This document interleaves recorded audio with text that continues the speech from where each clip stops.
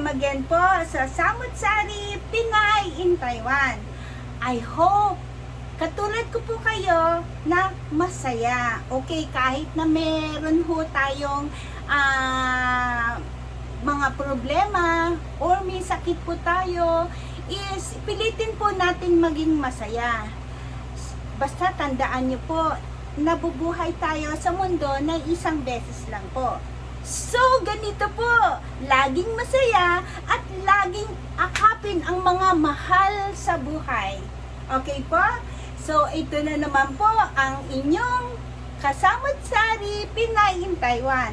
Magbibigay uli po sa inyong hapunan, sa inyong lamesa ng masarap na pagkain na magugustuhan ng inyong pamilya.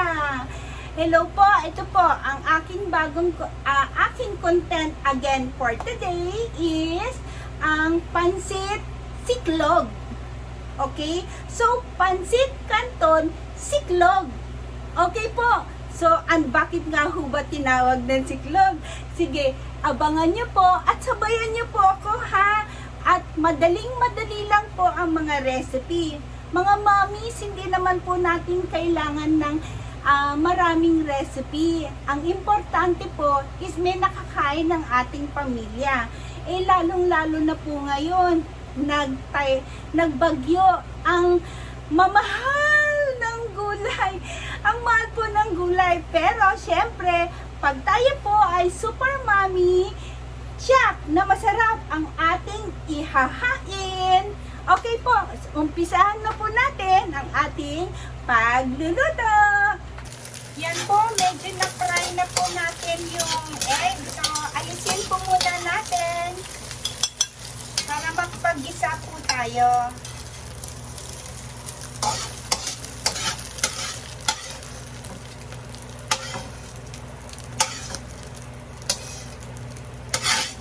Okay, and then maglagay po ulit tayo ng oil para sa pag-gisa po natin. Actually, mainit na po yan eh. So, pwede na po natin ilagay ang bawang at ang sibuyas.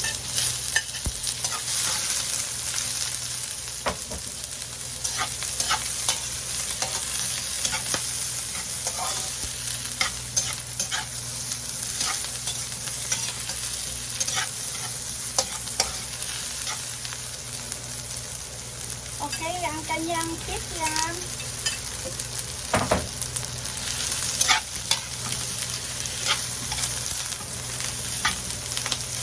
Ang special ingredients niya po,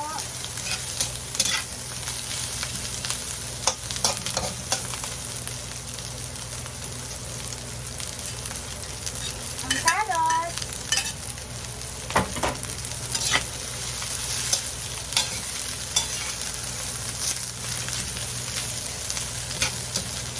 lagyan na po natin siya ng water. Yan po, nalagyan na po natin ng water. Pwede na po natin siyang timplahan. Lagyan po natin ng oyster sauce.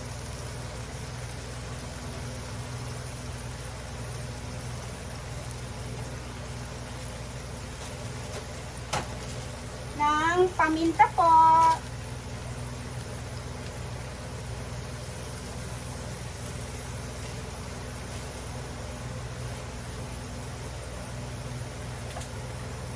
At ng kanyang seasoning.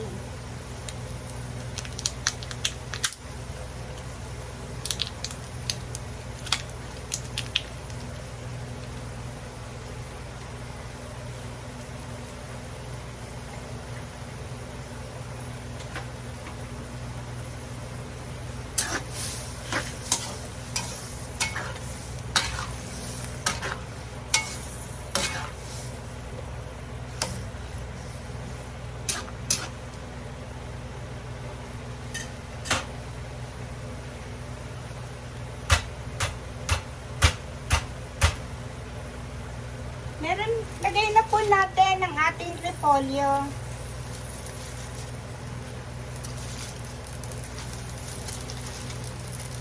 Actually, wala naman po tayong papalambuting ng maigi. So, ilagay na natin ang ating repolyo. Tapos, nag-add po ako ng batchoy or ng pechay. Pero mamaya na po natin yung pechay.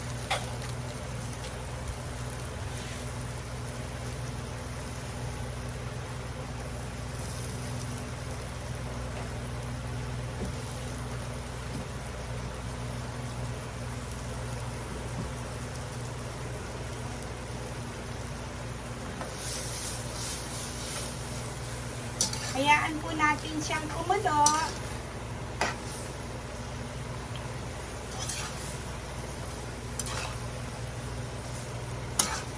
Mamaya na po tayo mag-adjust ng kanyang alat kung kinakailangan pang lagyan ng asin or lagyan ng toyo. And then, ang itlog po, ilagay na po natin para maglasa na.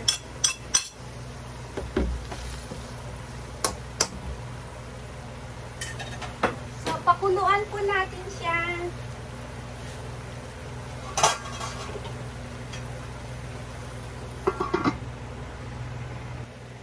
Ito po, ilagay na po natin.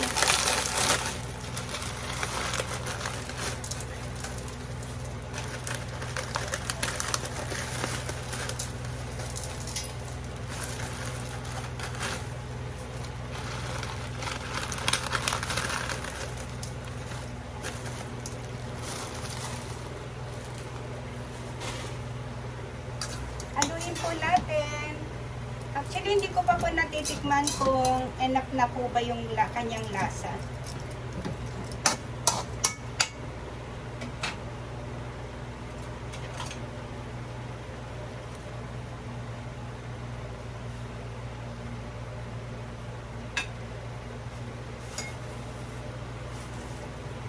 Enough na yung lasa pero may konti pa pong alat.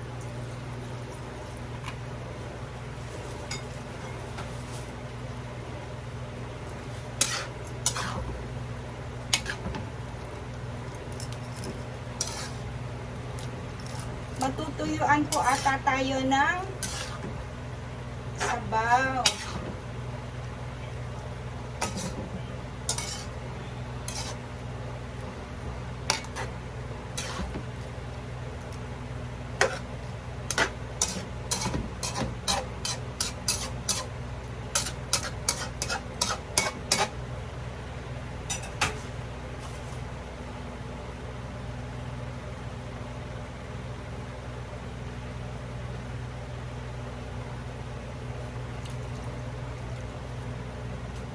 Dagdag po ako ng konting tubig. Kasi po, papakuluin ko siya, baka magkulang po sa kanyang sabaw.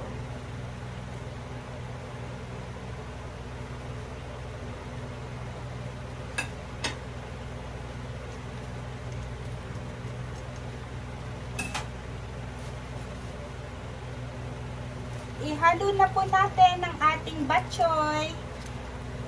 Then, pakuluan na po natin.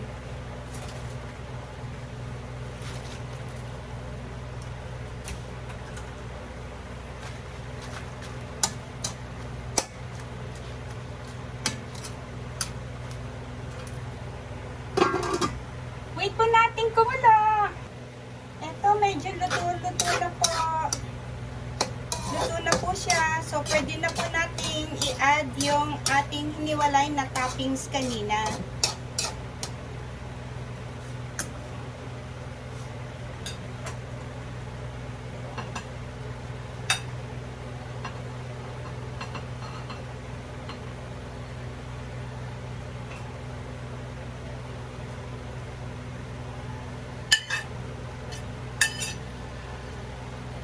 Maganda po sa kanton yung medyo may sabaw-sabaw ng konti. Ito na po, ang finished product nating pansit siklog. Hi po! Hello! Nakatapos na naman po tayo ng isang ating content. Ito po ang kanton siklog. Okay po? Pansit Canton po siya. Siklog, siksik na siksik sa kanyang rekado. Okay po? Magugustuhan po ito ng inyong anak. Actually, mag-add nga po ng kanin, gawing ulam. Ang sarap-sarap. Kaya po ako nananaba. Ayan, wala na po akong control sa aking kinakain mula nung ako po'y nagluto. Anyway, hopefully po magustuhan ninyo ang aking pansit siklog. Canton siklog.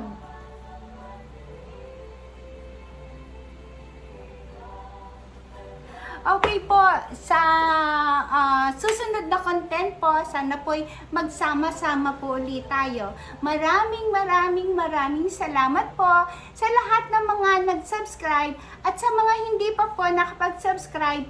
Please po, mag-subscribe po kayo sa aming channel, ang Samut-Sari Pinay in Taiwan. So, sa susunod pong muli, abangan niyo po ako.